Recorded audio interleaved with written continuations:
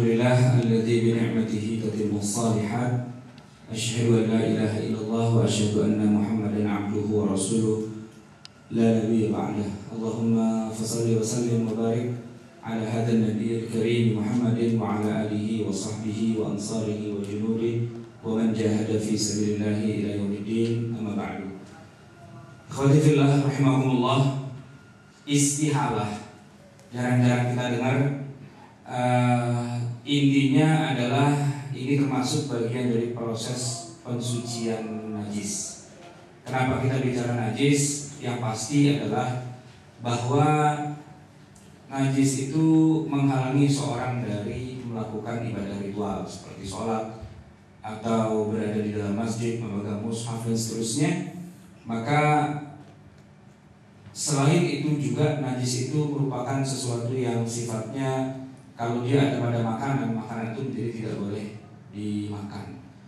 Dan kondisi kita sekarang di Indonesia, kita berada pada suasana di mana kita sering mendapatkan informasi yang membuat kita menjadi ragu akan halalnya suatu makanan karena ditengarai bahwa makanan itu misalnya mengandung sesuatu yang asalnya adalah benda najis dan seterusnya. Hari ini akan kita bahas.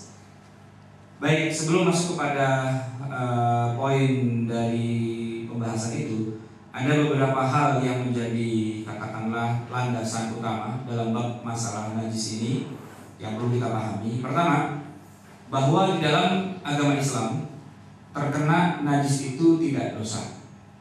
Jadi menyentuh najis bukan sebuah keburukan atau maksiat atau dosa dan sebagainya. Jadi ini berbeda dengan doktrin yang Allah terapkan pada umat-umat sebelum kita, umat Yahudi misalnya. Di dalam umat syariat yang Allah turunkan pada orang-orang Yahudi, orang Yahudi itu sebenarnya umat Islam juga. Cuma disebut dengan istilah Yahudi karena itu ada sebuah bangsa Yahudi, dan Allah turunkan kepada mereka syariat Islam. Ya, kepada mereka ada nabinya juga, Nabi Musa. Nabi Musa itu Nabi Islam juga. Cuma memang bedanya dengan syariat kita, syariat Nabi Muhammad, syariat mereka itu sifatnya masih spesifik, hanya untuk mereka saja. Dan di antara perbedaan yang utama antara syariat yang Allah turunkan buat mereka dengan kita, umumnya syariat mereka itu lebih sulit, lebih berat untuk dikerjakan daripada yang sudah Allah turunkan kepada Nabi Muhammad. Umumnya itu jauh lebih mudah, lebih banyak fleksibilitas dan seterusnya. Maka kalau kita lihat dari sisi perbandingannya, urusan najis dalam syariat Yahudi, najis itu hukumnya kalau terkena badan kita itu hukumnya dosa. Jadi haram hukumnya menyentuh benda najis. Kalau di kita menyentuh benda najis tidak dosa. Jadi ada orang misalnya kerjaannya selalu bergelimang dengan najis. Apa itu misalnya tukang jagal misalnya, kan berarti dia selalu bermain dengan kubangan darah, isi perut, kotoran hewan dan sebagainya. Itu tidak dosa. Sementara dalam syariat Yahudi terkena najis itu dosa. Maka seorang Muslim di masa itu, di masa Nabi Musa, yaitu bangsa Yahudi itu haram hukumnya menyentuh benda najis dengan sengaja. Kalau sampai menyentuh, selain dosa di sisi Allah, juga ada hukumannya, ada kafaratnya. Dan kafaratnya berat banget. Kalau terkena anggota badan, maka badan itu harus dipotong. Ini berat, gitu ya. Jadi haram hukumnya menyentuh benda najis. Kalau kita boleh. Kalau terkena pakaian, maka pakaian itu harus dirobek. Jadi tidak ada istilah pensucian najis. Kalau kita kan badan terkena anjing atau babi sekalipun juga nggak pakai dipotong, cuma dicuci aja 7 kali, salah satunya dengan tanah, suci lagi. Kalau mereka enggak, udah sekali terkena najis, ya sudah, seterusnya najis terus. Nggak ada istilah pensucian najis. Nah ini syariat Islam boleh kita itu kena najis. Yang tidak boleh, kalau kita mau ibadah ritual, maka kita tidak boleh tersentuh najis, baik badan kita atau pakaian atau tempat ibadah kita itu. Itu pun tempat ibadah yang pas kita tempati saja. Jadi kalau misalnya ini ada sejadah, ya sejadah ini saja. Sejadah yang di sampingnya ini itu bukan termasuk tempat ibadah kita. Apalagi kalau tai ayamnya ada di ujung sono, itu nggak nyetrum ke sini enggak. Karena sejadah itu bukan konduktor najis. Orang boleh sholat di atas septic tank. Padahal di dalam septic tanknya itu kan banyak kotoran najis dan sebagainya. Septic tank di atasnya itu ditutup dengan cor atau apa gitu ya. Nah, kita boleh sholat di atasnya itu. Kenapa? Karena walaupun di bawahnya ada banyak najisnya, kita tidak langsung bersentuhan dengan benda najis. Yang nggak boleh sholat di dalam septic tank. Itu jelas haram karena langsung bersentuhan. Bahkan kalau katakanlah di tanah kita itu banyak kotoran, banyak najis. Kalau bisa kita gelar karpet atau apapun lah alas yang tidak tembus, ya sejadahnya itu bukan sejadah yang tipis dari kain, tapi katakanlah dia ada lapisan semacam kayak plastik lah atau apa begitu kan. Walaupun mintai kebok gitu ya, kita gelar aja di atasnya. Nah kita sholat di atasnya itu boleh. Kenapa? Karena yang najis itu bagian bawahnya, sedangkan bagian atasnya tidak najis. Itu kalau masalah tempat. Begitu juga dengan pakaian, begitu juga dengan tubuh kita. Kalau tidak bersentuhan langsung, tidak apa-apa. Tapi yang bersentuhan langsung, nah itulah yang najis. Badan, pakaian, tempat. Nah, yang berikutnya lagi, najis itu tadi kan kita boleh nyentuh. Cuma kalau lagi mau sholat dan ibadah-ibadah tertentu, itu mensyaratkan kita suci dari najis. Yang berikutnya adalah najis itu haram dimakan. Jelas ya. Kalau nyentuh boleh, tapi kalau dimakan hukumnya tidak boleh. Benda najis, kecuali benda itu sudah suci, itu lain lagi urusannya. Emang ada orang makan sesuatu yang najis? Banyak. Ya, benda-benda najis katakanlah seperti bangkai, itu najis, tidak boleh dimakan. Potongan hewan, potongan tubuh hewan yang hewannya masih hidup, itu benda najis. Jadi ada orang mau makan kambing tapi mau hemat, dia tidak sembelih kambingnya, dia potong aja pahanya sebelah. Itu potongannya itu benda najis, itu haram. Darah misalnya juga itu haram. Kalau orang transfusi darah itu tidak makan, tidak minum, maka tidak najis. Darah dimasukkan langsung ke dalam tubuh untuk menambah jumlah volume darah, itu tidak najis, tidak merupakan proses yang haram karena dia dimasukkan langsung ke dalam tubuh. Tapi kalau darah PMI itu kita buka, tuang di gelas lalu diminum, nah itu najis dan itu haram, tidak boleh dimakan. Jadi yang haram itu memakan atau meminumnya, sementara memasukkannya, nah itu tidak apa-apa. Kan darah yang keluar dari tubuh seorang itu kan najis, darah PMI itu najis. Nggak boleh kita sholat ngantongin darah PMI, itu nggak boleh. Mungkin lagi buru-buru mau ambil darah PMI, oh iya keburu maghrib, sholat dulu deh gitu. Daripada hilang atau dibawa kucing atau apa, kantongin kita sholat, itu nggak boleh karena di pakaian kita, di bagian yang menempel pada tubuh kita ada benda najis yang kita kantongin atau kita gendong, itu nggak boleh. Diminum juga nggak boleh. Tapi menyentuhnya, memegangnya, selama bukan urusan ibadah ritual, hukumnya sah-sah saja, tidak menjadi dosa.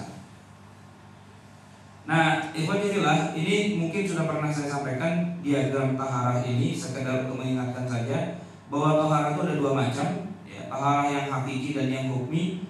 Yang hakiki itu adalah najis, kalau yang hukmi itu adalah hadas. Sedangkan yang najis itu ada yang ringan, ada yang sedang, ada yang berat, gitu ya. Ini kalau nggak salah saya sudah pernah sampaikan juga di sini. Ada mandi wajib, wudu dan seterusnya. Nah, pada bagian kiri itulah yang dikatakan sebagai najis. Sebelah kanan itu adalah hadas, yang kayak najis tapi tidak merupakan benda. Jadi orang yang sedang hadas itu memang tidak boleh sholat, seolah-olah dia mengandung najis padahal tidak ada najisnya. Cara mensucikannya, kalau dia hadas besar ya mandi janabah, kalau dia hadas kecil adalah wudu. Sedangkan kalau najis dengan cara dihilangkan, dihilangkan najisnya itu. Jadi najis itu bisa suci, bisa diubah menjadi suci. Nah, pensucian najis ada dua benda yang masuk kategori najis. Pertama, benda najis. Yang kedua, benda yang suci tapi dia terkena najis. Dan dua-duanya bisa dibikin menjadi suci. Bukan hanya nomor 2 saja, benda suci terkena najis bisa dihilangkan najisnya, tapi benda yang najis itu pun dalam beberapa kasus bisa diubah menjadi benda yang suci. Nah, misalnya disucikan dengan cara yang pertama dengan cara istihalah. Dan inilah sebenarnya tema kita di sini, perubahan wujud. Suatu benda berubah wujudnya menjadi benda yang lain, maka yang tadinya hukumnya najis karena wujudnya sudah berubah menjadi benda yang lain, hukumnya sudah tidak najis lagi. Atau dengan cara dibal, yang kita sebut juga dengan istilah samak, penyamakan kulit hewan. Yang hewan itu adalah benda najis karena dia bangkai, tapi ketika disamak, dia berubah wujud dari kulit yang basah menjadi kulit yang kering, seperti dompet dan sebagainya. Itu menjadi berubah dari najis menjadi tidak najis. Sedangkan benda suci terkena najis disucikan dengan banyak cara. Pertama dengan cara dicuci, pencucian. Juga bisa dengan cara disiram, bisa dengan cara dikeringkan atau disamak juga, atau dengan pengerikan, dikerik atau dikerok, terus dikesetkan ke tanah dan yang lain-lainnya. Nah, kita akan lihat dulu pensucian benda najis. Jadi benda najisnya kita sucikan. Kita sebut dengan istilah istihalah. Istihalah itu artinya perubahan wujud. Karena wujudnya berubah, maka hukumnya berubah. Lebih banyak digunakan di dalam mazhab Hanafi, walaupun di dalam mazhab yang lain juga tetap ada. Tapi yang paling terkenal menggunakan metode istihalah adalah mazhab Hanafi. Dia memberikan contoh khamar. Khamar pada zaman Rasulullah adalah minuman yang memabukkan terbuat dari anggur atau dari kurma. Nah, anggur atau kurma itu kan halal. Kalau dimakan tidak mabuk. Kemudian diproses, diperas airnya, sari buahnya itu menjadi asir, ya, itu pun juga tidak membuat mabuk. Kemudian dikasih ragi, diasamkan, mengalami fermentasi hingga rasanya berubah jadi asam, kayak yogurt begitu. Itu pun belum memabukkan dan itu tidak haram hukumnya. Tetapi ketika dia mengalami perubahan dari anggur menjadi sari buah, terus mengalami fermentasi, kemudian langkah berikutnya berubah menjadi khamar. Pada saat menjadi khamar, diminum mabuk. Nah, ketika dia diminum mabuk, para ulama mengatakan bahwa hukumnya pun berubah menjadi najis juga. Nah, ketika dia memabukkan, dia namanya khamar dan hukumnya najis. Walaupun tidak semua ulama bilang khamar itu najis, sebab pengertian khamar itu segala yang memabukkan, bukan hanya anggur. Sebab misalnya katakanlah pil penenang itu, obat-obatan, kan dia tidak najis. Daun ganja itu kan tidak najis. Atau ya katakanlah berbagai macam narkoba yang baik itu disuntikkan dan sebagainya, itu bukan benda yang najis, tapi dia memabukkan, maka masih juga dalam kategori khamar. Sedangkan khamar yang terbuat dari buah anggur, ya, dari sari buah dan seterusnya, ketika dia juga berubah menjadi khamar, banyak ulama yang mengatakan itu tidak najis. Tapi khamar itu akan berubah lagi. Dia bisa berubah menjadi cuka yang rasanya asam, tapi kalau diminum tidak memabukkan. Biarpun diminum 2 gelas, 3 gelas, paling-paling sakit perut, ya. Paling-paling sakit perut, tapi tidak memabukkan. Maka para ulama mengatakan karena dia sudah bukan khamar, dia sudah cuka, kalau diminum tidak memabukkan, maka hukumnya pun juga bukan benda najis lagi. Dengan perubahan wujud, berubah pula kemudian hukumnya. Berikutnya ada contoh lagi babi.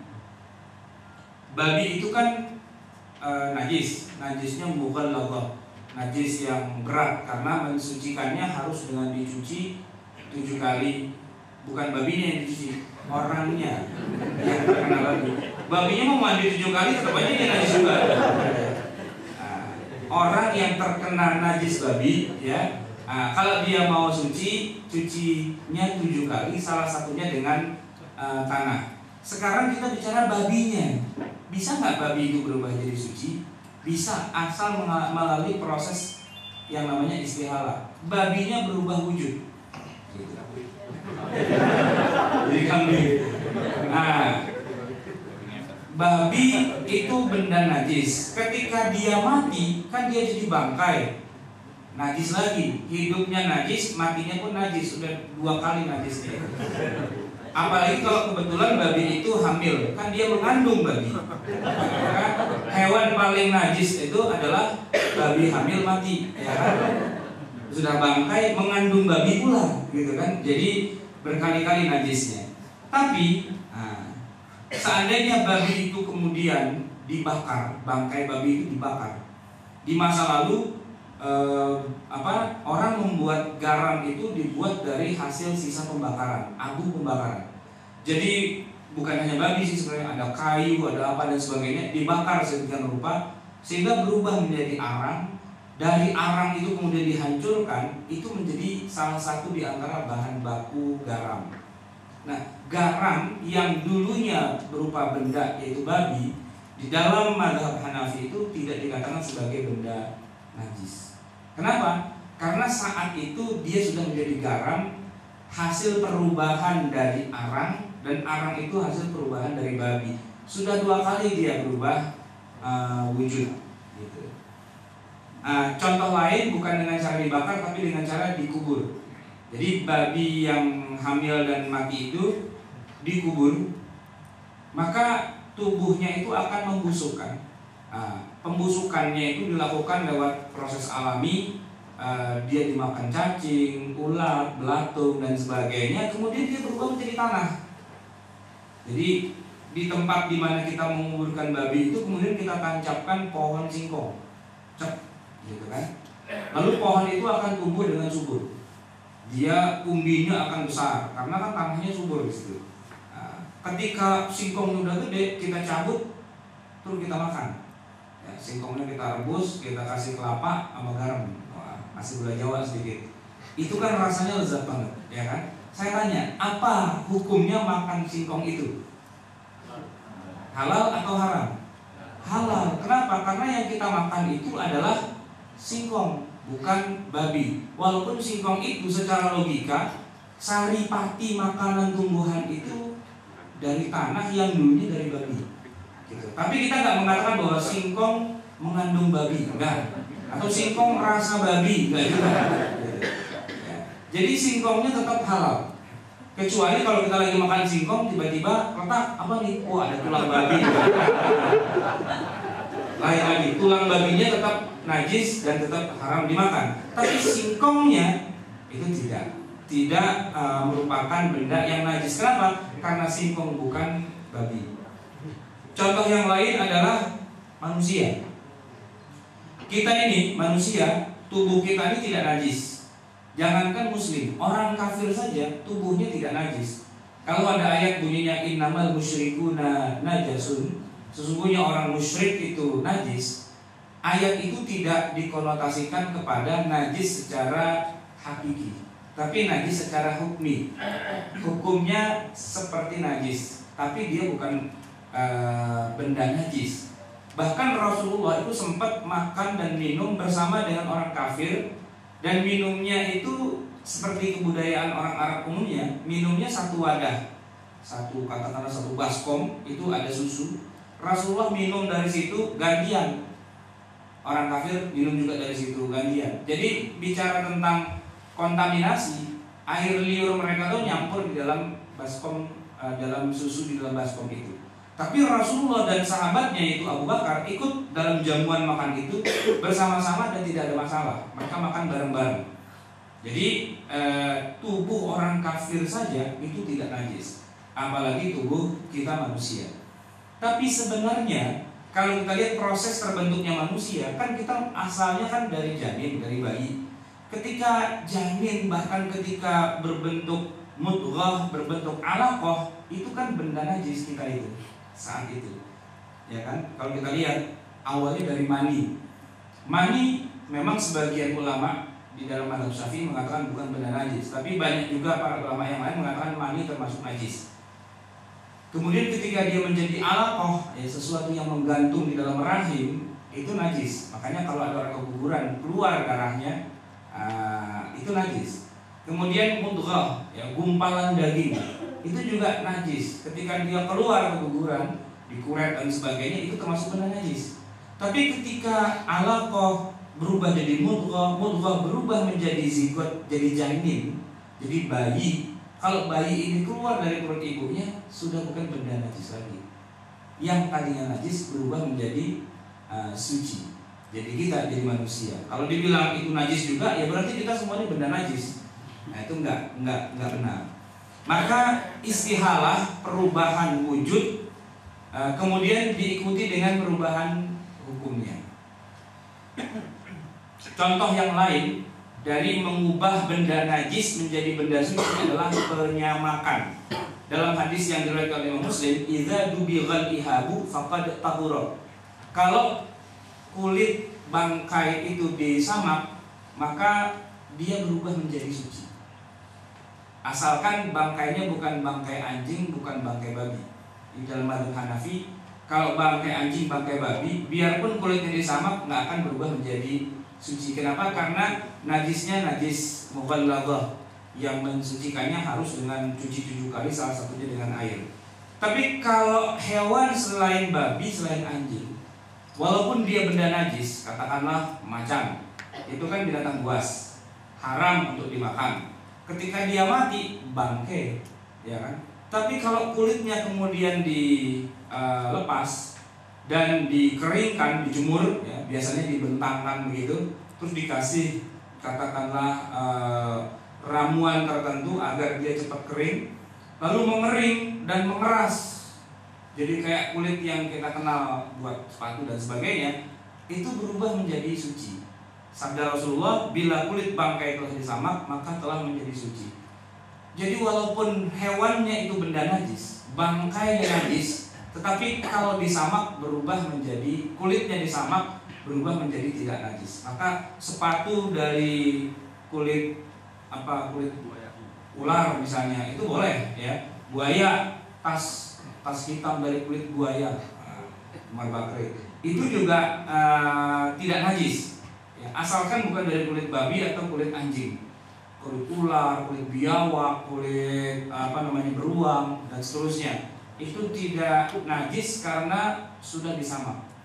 Lalu ada yang bertanya, gimana dengan kerupuk kulit?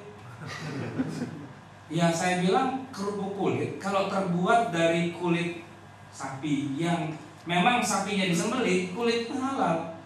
Ya, semuanya halal, asal jangan isi perutnya. Kalau perutnya tetap masih halal. Tapi kalau isi perutnya, maksudnya kotorannya, itu haram, gitu ya. Nah, jeroan itu halal, kulitnya juga halal. Kalau kerupuk kulit terbuat dari sapi yang disembelih secara benar, ya kerupuk kulit itu halal. Tapi kalau sapinya matinya nggak benar, mati kelindes misalnya, ketabrak, kegencet, ketanduk, tenggelam dan sebagainya, kan dia jadi bangkai. Kulitnya kemudian dimanfaatkan buat kerupuk kulit, itu tidak boleh. Kenapa? Karena prosesnya bukan penyamakan, ya.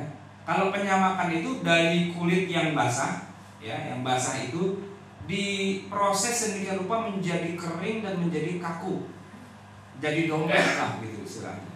Maka itu boleh. Nah, sementara kerupuk kulit itu kan bukan dompet, gitu kan? Kecuali kalau dompet yang terbuat dari kulit sapi diproses lagi menjadi kerupuk kulit, nah, itu boleh.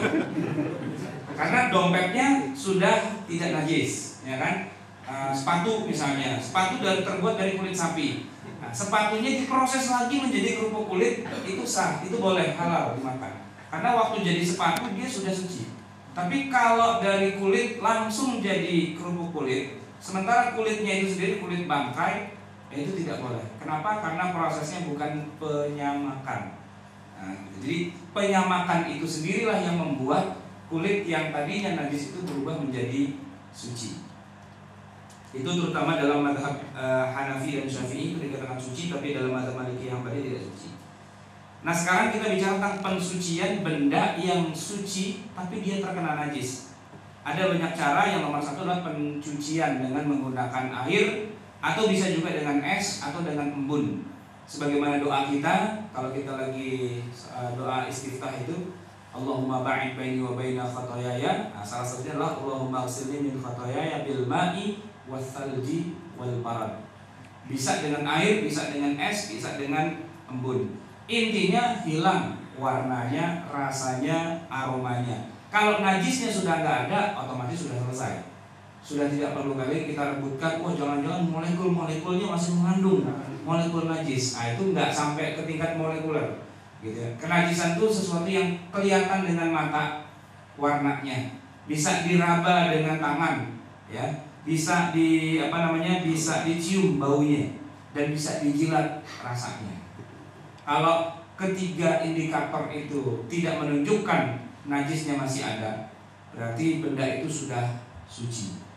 Selain dengan cara pensucian, juga dengan pengerikan, walaupun bendanya masih ada. Ini menarik.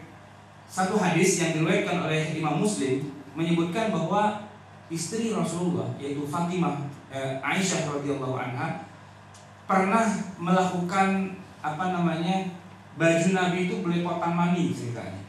Nah, lalu Rasulullah mau sholat, ngimamin sholat subuh.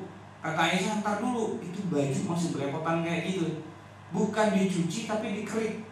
Ya. Kuntu afruku al-maniyya min saubi Rasulillah. Saya mengerik mani yang ada di baju Rasulullah ketika mani itu sudah mengering. Nah, dari sini kemudian ulama memang beda pendapat. Apakah mani itu najis atau tidak najis? Kalau kita ambil pendapat yang mengatakan bahwa mani itu najis, berarti cukup dikerik saja najisnya dianggap sudah nggak ada. Cukup dikerik saja. Padahal yang namanya mani menempel di pakaian nggak mungkin dia hilang hanya dengan cara dikerik. Pastinya harusnya dicuci. Tapi cukup dikerik saja ternyata sudah dianggap tidak najis lagi. Dan ini menunjukkan bahwa begitu banyak cara untuk menghilangkan najis, tidak selamanya harus dicuci. Itu kalau kita pakai pendapat yang mengatakan bahwa mani itu adalah benda najis. Tapi kalau kita menggunakan pendapat bahwa mani benda yang bukan najis, maka hadis ini hanya menyatakan bagaimana Aisyah merasa kurang pede. Suaminya ngimamin, maninya masih belepotan di situ, maka dikeriklah, gitu. Tapi bukan dari bab membersihkan najis. Tergantung dari mazhabnya. Cara lain dengan cara penyiraman, jadi tidak dicuci. Kasusnya sebagaimana yang ada dalam hadis Bukhari yang sudah kita hafal semua. Ada orang Arab dusun masuk masjid, nggak beri salam, nggak bakbu dan sebagainya, langsung kencing aja di tengah masjid, di dalam masjid, gitu kan. Para sahabat yang ada di situ berdiri dan ingin segera gebukin orang ini, ya. Seorang Arab dusun telah masuk masjid dan kencing di dalamnya. Orang-orang berdiri untuk menindaknya, namun Rasulullah bersabda, biarkan dulu. Ya, kata Rasulullah, da'muhu, biarin. Maksudnya biar dia selesai dulu kencingnya. Sebab kalau lagi kencing digebukin bisa semuanya kena najis, bisa belepetan nggak karu-karuan, gitu, kopret-kapret kemana-mana kan gitu ya. Dan nggak selesai juga, sebab orang mungkin dia sudah nahan kencing dari tadi. Ketika turun gunung udah nahan kencing, begitu sampai di masjid, nah ini dia nih, langsung dia selesaikan hajatnya di situ juga. Ini orang Arab dusun nggak ngerti fikih, nggak ngerti syariat. Kata Rasulullah, biarin aja dulu sampai dia tuntaskan hajatnya itu. Kemudian Rasulullah tidak menyuruh para sahabat menghukum orang tadi, sebab dia tahu ini orang dusun, nggak paham. Maka yang Rasulullah lakukan adalah bagaimana mensucikan lantai masjid itu. Beliau hanya minta seember air dan kemudian disiramkan di bekas kencingnya itu, selesai. Nggak pakai disikat, nggak pakai disabunin, nggak pakai dikosrek, nggak, begitu aja udah. Karena Masjid Nabawi saat itu memang tidak ada lantainya, maksudnya tidak ada keramik atau marmer atau karpet. Masjid itu ya tanah saja. Jadi memang mereka para sahabat Nabi sholatnya memang di atas tanah, gitu. Kalau mau dihidupkan sunnah Rasulullah, sebenarnya yang lebih tepat itu masjid nggak usah pakai karpet, nggak usah pakai keramik, biar tanah gitu aja. Itu persis seperti Rasulullah gitu. Malah kalau dibalik pakai ada karpet, sebenarnya agak-agak bid'ah juga gitu. Ini kalau kita mau betul-betul salaf gitu ya, nah itu kita congkelin semua ubinnya masjid, biar persis seperti di zaman Rasulullah SAW. Itu aslinya begitu Masjid Nabawi. Tidak ada speakernya, tidak ada menara, tidak ada kubah, tidak ada apa-apa. Cuma jadi seperti itu. Mereka sholat di atas tanah. Jadi najis yang ada di atas tanah, kalau najisnya berupa cairan, disiram dengan air lalu dia menyerap, berarti sudah dianggap suci. Ini Rasulullah. Jadi begitu mudahnya beliau menyelesaikan masalah najis, tidak seperti kita maniak dengan najis. Ya. Di pesantren-pesantren itu umumnya diajarkan urusan kencing itu bisa sampai panjang kali lebar. Ya. Saya punya saudara yang beliau itu memang lama di pesantren, salaf tradisional begitu, yang kalau masuk ke WC itu bisa sampai setengah jam dia. Bukan buang air besar, cuma buang air kecil aja. Sebab dia hati-hati sekali dengan cipretan najis, dengan uapnya najis dan sebagainya begitu. Jadi dia sangat jaga sekali, takut banget kalau masih ada titik-titik najis dan seterusnya. Bahkan saya punya family juga yang kebetulan imam juga di masjid itu. Ini sejadahnya dia sebagai imam tuh nggak boleh ada yang injak. Kalau ada orang pernah nginjak sejadah ini, dia langsung ganti dengan sejadah yang baru. Kenapa? Khawatir orang yang nginjak itu mungkin juga pernah nginjak najis. Nah, itu saking maniaknya dengan najis gitu ya. Saking dia terlalu menjaga urusan najis. Padahal Rasulullah urusan najis itu sederhana saja. Begitu sudah tidak ada warna, aroma, rasa, siram, selesai. Dan sudah suci lagi. Bahkan nanti di hadis berikutnya lebih menarik.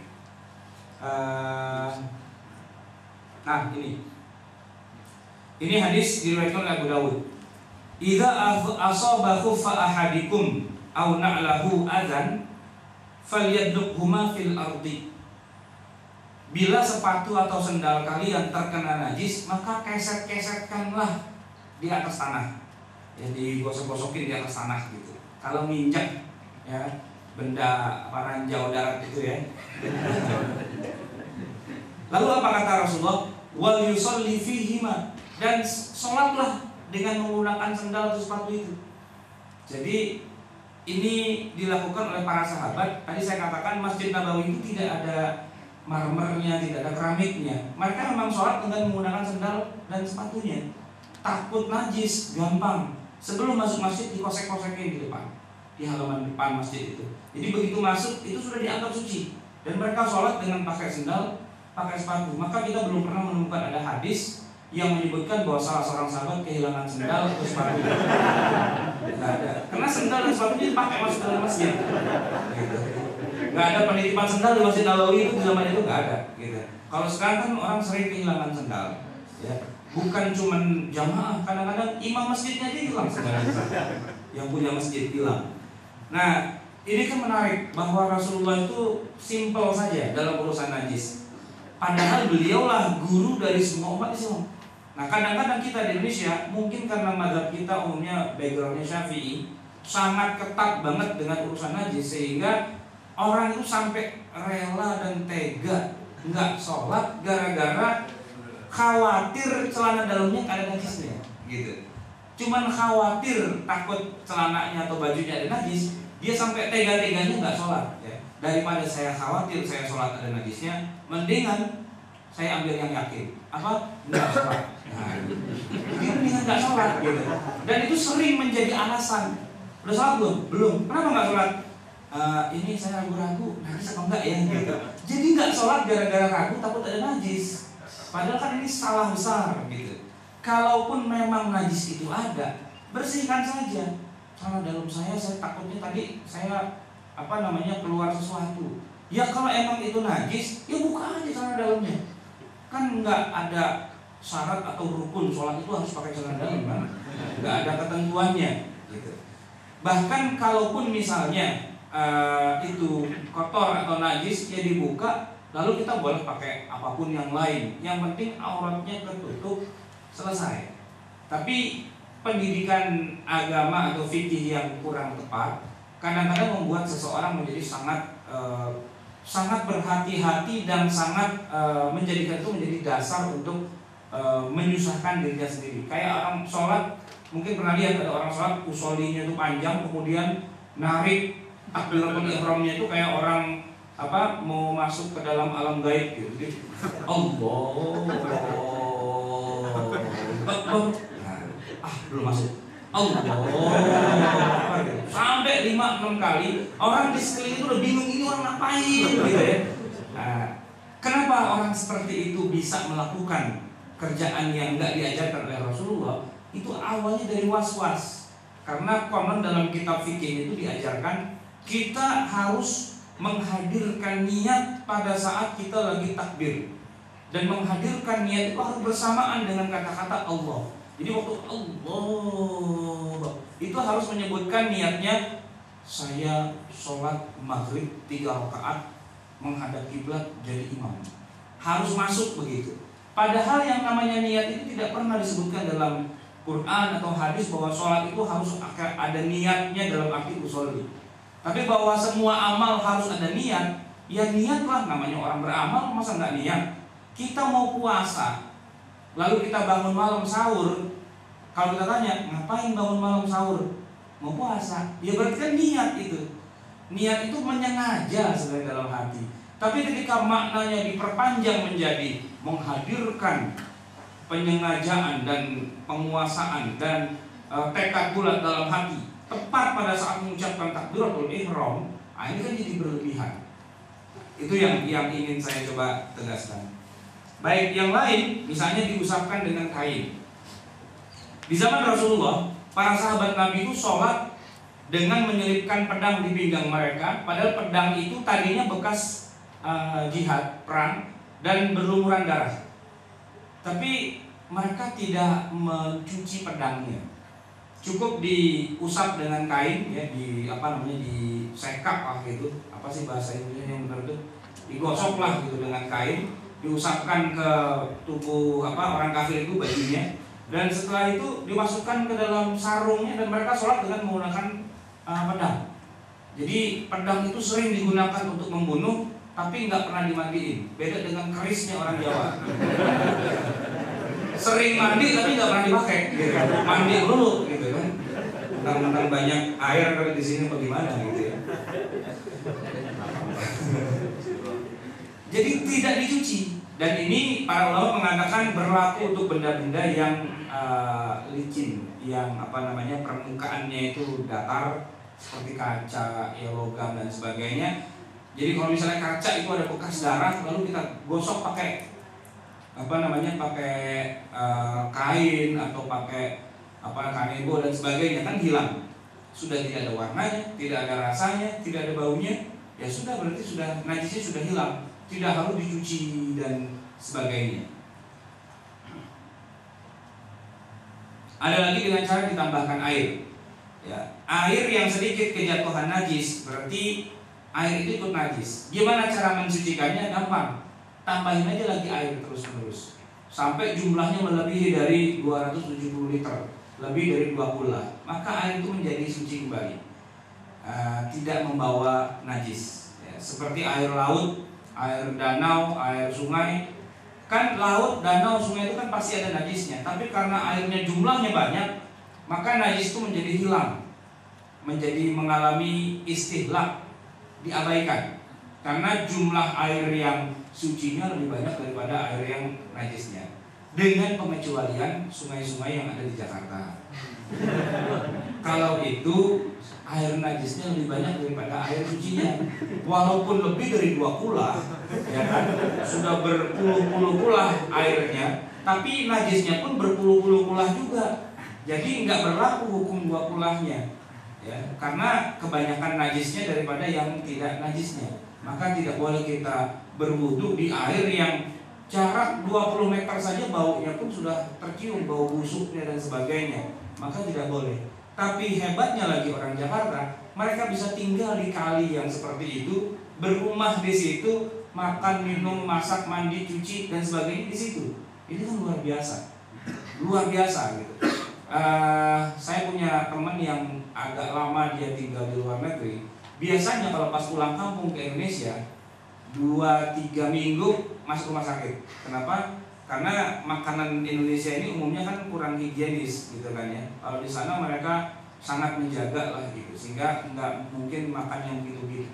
Kalau kita karena udah terbiasa, mau makan warteg kayak mau makan apapun, perut kita sudah sehat, sudah imun, gitu, punya imunitas yang kuat. Tapi mereka yang baru pulang dari luar begitu sampai Indonesia nggak lama sakit, gitu kan. Nah apalagi suruh tinggal di kolong jembatan, dia meninggal. Ini luar biasa. Imunitas orang yang tinggal di kolong jembatan itu luar biasa. Dia menghirup udara najis setiap hari, tapi dia bisa bertahan. Makanya di dalam salah satu film Hollywood itu setelah dunia ini dikuasai oleh alien, ternyata dalam waktu 3 bulan aliennya pada mati. Kenapa? Mereka nggak punya zat antibodi yang kuat karena bumi ini banyak banyak racun, banyak virus, dan mereka nggak punya kekebalan tubuh. Jadi mati sendiri alien. Tadi sudah disiram, ditambahin air, kemudian juga diusap sudah, digeserkan ke tanah, nah dijemur hingga kering. Jadi ada tanah terkena najis, katakanlah tadi air kencing gitu ya. Tapi setiap hari tanah itu kena sinar matahari, sehingga airnya menyerap ke tanah dan kemudian baunya pun hilang, warnanya hilang, rasanya juga nggak ada. Maka dianggap tanah itu suci kembali. Cukup dijemur saja. Rasulullah menyebutkan ayyuma ardin jaffat faqad zakat. Semua tanah yang sudah kering maka dia sudah menjadi suci kembali. Jadi kenajisannya ketika dia masih becek, masih basah. Ketika dia sudah kering dan sudah hilang aroma dan sebagainya, ya sudah, dia menjadi suci lagi. Kecuali tanah atau aspal di terminal kamu Melayu, itu lain. Karena setiap hari sopir mikrolet emang kencing di situ. Jadi baunya itu dari atas jembatan pun udah terasa gitu kan, bau pesingnya. Karena sopir mikrolet rata-rata emang kencingnya di tempat mikroletnya lagi parkir gitu. Baik, sampai di situ saya cukupkan, waktunya sudah hampir jam 1. Mungkin ada pertanyaan 1-2, silakan kalau ada yang ingin bertanya. Ya, silakan. Kalau kulit kan bisa disamak ya Pak. Iya. Kalau tulang bagaimana? Enggak. Kita lihat seperti ada tulang-tulang yang dipajang gitu. Tulang dipajang, nggak apa-apa, asal jangan dimakan. Berarti tetap najis sifatnya. Iya, kalau tulang bangkai. Tapi kalau tulang bukan bangkai, tulang sapi misalnya, gitu kan. Kita lagi makan sop, tulangnya bagus juga nih saya pajang, itu nggak apa-apa, nggak najis, nggak najis.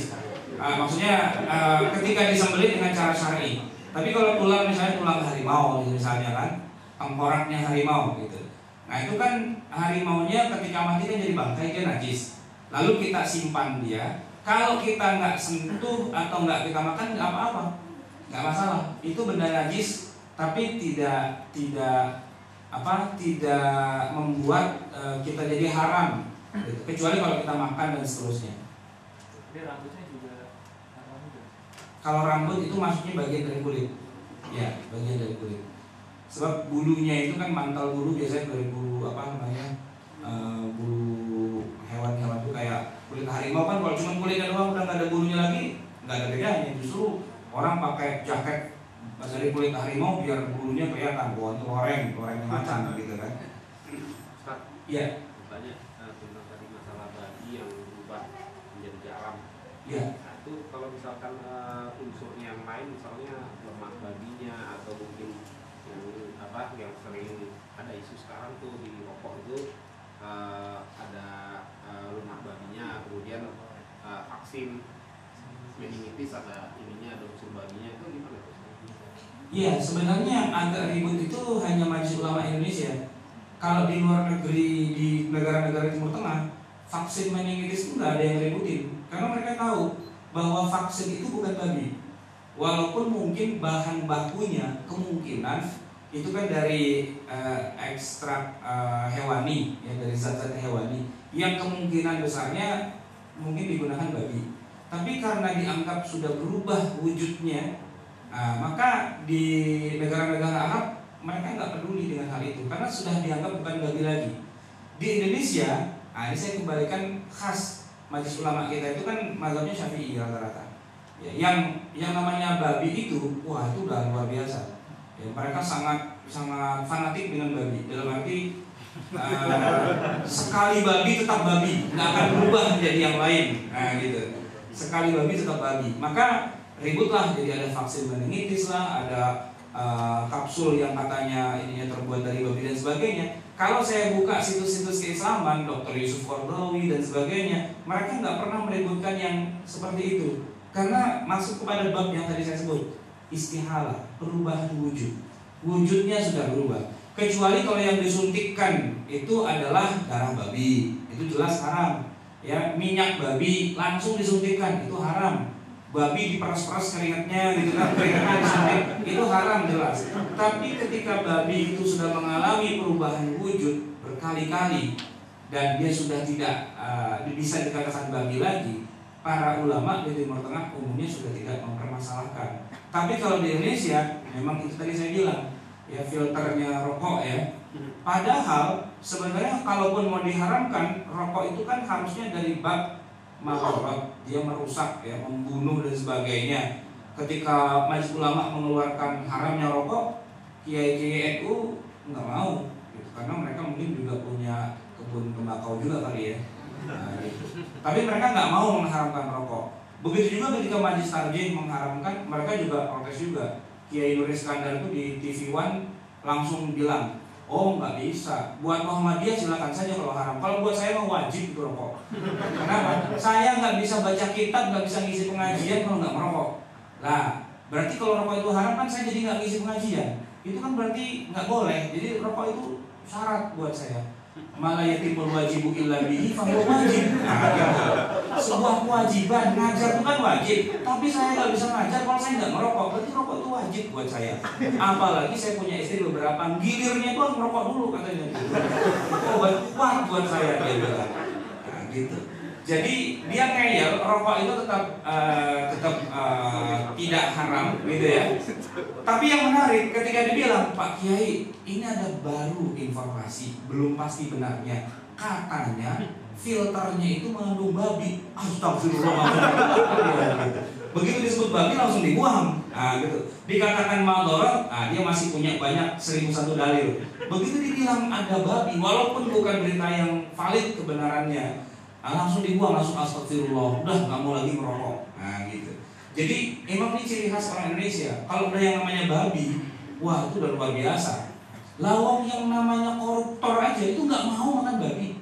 Nggak mau, gitu loh. Haram 7 turunan saya makan babi. Padahal dia tiap hari makan uang rakyat itu biasa-biasa saja. Nah dia masih punya 1001 macam alasan dan sebagainya. Tapi dia bilang, Pak itu ada babinya loh. Astagfirullah, langsung dibuang. Gitu. Dia nggak mau makan babi. Maling itu, rampok ya. Ketika dia merampok malamnya membobol sebuah bank, siangnya dia makan bakso, dia bilang, Pak itu baksonya ada babinya loh. Langsung dibuang. Astagfirullah, haram 7 turunan saya makan babi. Padahal malamnya dia merampok. Jadi urusan babi kalau buat bangsa Indonesia itu udah luar biasa, ya, babi mania lah, gitu. Betul-betul anti babinya tuh luar biasa. Gitu. Nah sehingga ribut vaksin meningitis lah, ribut mengandung lemak babi, mengandung apa dan sebagainya di Indonesia itu menjadi cukup menarik dari situ. Padahal kalau kita baca bab istihalah seharusnya sudah nggak perlu diributkan lagi ketika memang sudah berubah. Tapi ini memwacana. Ya selagi kita bisa menghindari, sebaiknya memang dihindari. Tapi kalau memang nggak bisa dihindari sama sekali, masih ada peluangnya, yaitu ada perubahan wujud yang memang sudah terjadi di sana. Ada lagi mungkin silakan. Oh, ya silakan Bu.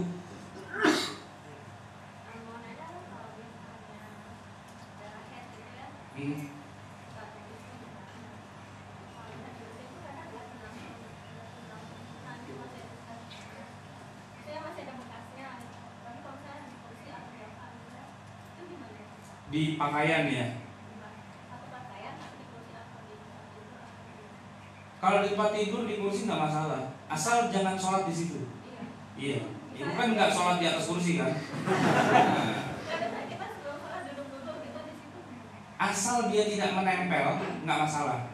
Jadi najis-najis yang sifatnya kering. Tadi misalnya kita punya sofa ya, sofanya kecipratan darah misalnya, darah apalah, luka dan sebagainya. Lalu darah itu mengering.